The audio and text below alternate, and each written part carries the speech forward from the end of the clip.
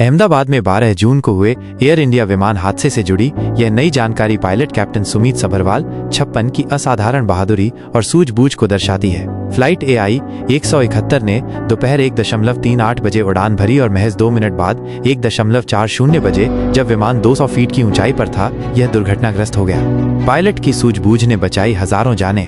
यह बेहद दुखद है कि इस हादसे में 240 से ज्यादा लोगों की जान चली गई, लेकिन सूत्रों के अनुसार कैप्टन सुमित सभरवाल के जानबूझकर विमान को एक विशेष जगह गिराने के निर्णय ने हजारों और लोगों की जान बचाई। ऐसा लगता है कि जब उन्हें ये एहसास हो गया कि वे विमान को क्रैश होने से नहीं रोक सकते, तो उन्होंने सूझबूझ से काम लिया और विमान को ऐसी जगह गिराया जहां सबसे कम मानवीय क्षति हो। इस तरह के निर्णय असाधारण दबाव में लिए जाते हैं और ये कैप्टन सभरवाल के अनुभव और शांत स्वभाव को दर्शाता है। अगर विमान किसी घनी आबादी वाले आवासीय क्षेत्र या मेडिकल कॉलेज के मुख्य भवन पर गिरता, तो निश्चित रूप से मरने वालों की संख्या कई गुना अधिक होती। यह घटना एक त्रासदी है, लेकिन कैप्टन सुमित सभरवाल की कार्रवाई ने एक बहुत बड़ी तबाही को टाल दिया। उनकी वीरता को निश्चित रूप से याद किया जाएगा। इस दुर्घटना की जांच अभी भी जारी है और उम्मीद है कि इससे भविष्य में ऐसी घटनाओं को रोकने में मदद मिलेगी।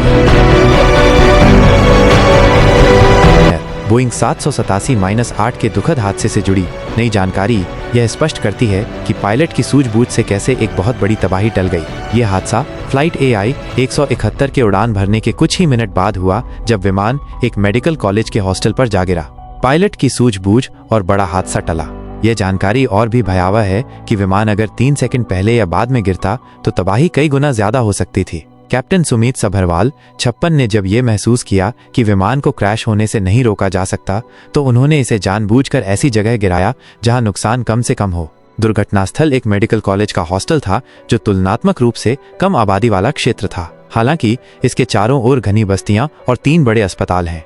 क्रैश साइट के दाईं ओर मिलिट्री हॉस्पिटल, आगे सिविल अस्पताल और थोड़ी दूरी पर Gujarat cancer society medical college. अगर विमान इनमें से किसी भी घनी आबादी वाले या महत्वपूर्ण स्वास्थ्य सुविधा वाले क्षेत्र में गिरता, तो मरने वालों की संख्या अनगिनत हो सकती थी। इस हादसे में 270 लोगों की मौत हुई, जिनमें 241 यात्री और क्रू मेंबर शामिल थे। यह आंकड़ा खुद में भयावह है, लेकिन ये जानना कि एकमात्र जीवित यात्री है और पायलट की सूझबूझ ने हजारों और जानें बचाईं, हमें इस त्रासदी के बीच भी एक उम्मीद देता है। कैप्टन सभरवाल ने अपनी जान देकर भी कई लोगों की जान बचाई और उनका ये बलिदान हमेशा याद रखा जाएगा। इस दुखद घटना की जांच अभी भी जारी है। क्या आप इस दुर्घटना के बारे में और कुछ जानना चाहेंगे? दुखद एयर इंडिया विमान हादसे से जुड़ी ये जानकारी कैप्टन सुमित सभरवाल और फर्स्ट ऑफिसर क्लाइव कुंदर के बलिदान पर प्रकाश डालती है, साथ ही दुर्घटना की चल रही जांच पर भी रोशनी डालती है। कैप्टन सभरवाल और फर्स्ट ऑफिसर कुंदर को अंतिम विदाई। एयर इंडिया विमान के कैप्टन सुमित सभरवाल, जिनकी सूझबूझ ने हजारों जानें बचाईं, का अंतिम संस्कार 17 जून को मुंबई में किया गया। कैप्टन सभरवाल के पास 8,200 घंटे का विशाल उड़ान अनुभव था, जो उनकी विशेषज्ञता को दर्शाता है। इस दुखद हादसे में उनके साथ फर्स्ट ऑफिसर क्लाइव कुंदर ने भी अपनी जान गंवाई, जिनके पास 1100 घंटे का उड़ान अनुभव था। इन दोनों जांबाजों ने अपनी जान की परवाह न करते हुए एक बड़ी त्रासदी को टाला। संयुक्त राष्ट्र की ICAO भी जांच में शामिल। अहमदाबाद में हुए ड्रीम लाइनर प्लेन हादसे की जांच में अब संयुक्त राष्ट्र भी शामिल होगा। भारत सरकार ने अंतर्राष्ट्रीय नागरिक उड्डयन संगठन ICAO, जो कि संयुक्त राष्ट्र की एक विमानन संस्था है, के एक विशेषज्ञ को ऑब्जर्वर के तौर पर शामिल होने की इजाजत दे दी है।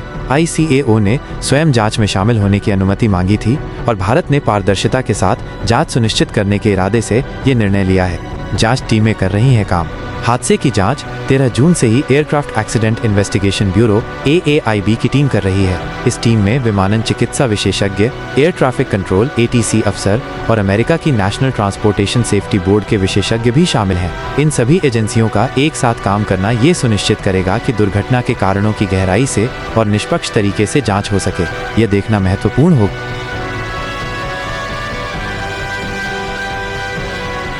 आप जिस जानकारी का जिक्र कर रहे हैं, वह एक असाधारण संयोग को उजागर करती है।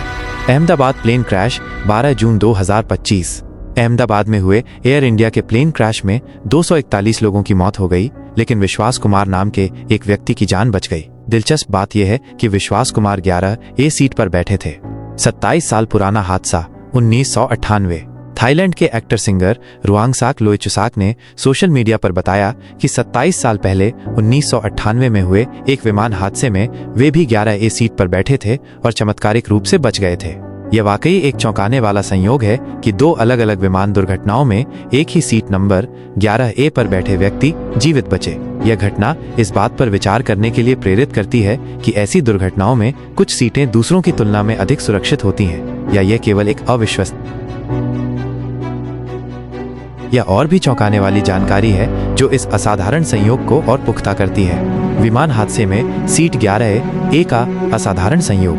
थाईलैंड के एक्टर सिंगर रुआंगसाक लोइचुसाक ने अपनी फेसबुक पोस्ट में इस हैरान कर देने वाले संयोग का जिक्र किया है। उन्होंने बताया कि जिस तरह अहमदाबाद में हुए एयर इंडिया प्लेन क्रैश 12 जून 2025 में विश्वास कुमार 11A सीट पर बैठे थे और बच गए, ठीक वैसे ही 27 साल पहले 1998 में हुए एक विमान हादसे में रुआंगसाक खुद भी 11A सीट पर बैठे थे और जीवित बचे थे। थाई एयरवेज उड़ान TG 261 हादसा 1998। रुआंगसाक जिस घटना का जिक्र कर रहे हैं वो 1998 में थाई एयरवेज की उड़ान TG 261 से संबंधित है। यह विमान साउथ थाईलैंड में लैंडिंग के दौरान रनवे से फिसलकर दलदल में गिर गया था। इस भयानक हादसे में विमान में सवार 146 लोगों में से 101 की मौत हो गई थी, लेकिन 45 लोग जिंदा बचे थे और रुआंगसाक लोइचुसाक उन्हीं में से एक थे। ये जानकारी सीट 11A के आसपास एक अजीबोगरीब और अविश्वसनीय समानता को उजागर करती है, जहां दो अलग अलग दशकों में हुए दो बड़े विमान हादसों में इस विशेष सीट पर बैठे यात्री चमत्कारिक रूप से बच निकले। यह सिर्फ एक इत्तेफाक है या इसके पीछे कोई और कारण है, ये कहना मुश्किल है, लेकिन यह निश्चित रूप से एक असाधारण संयोग है।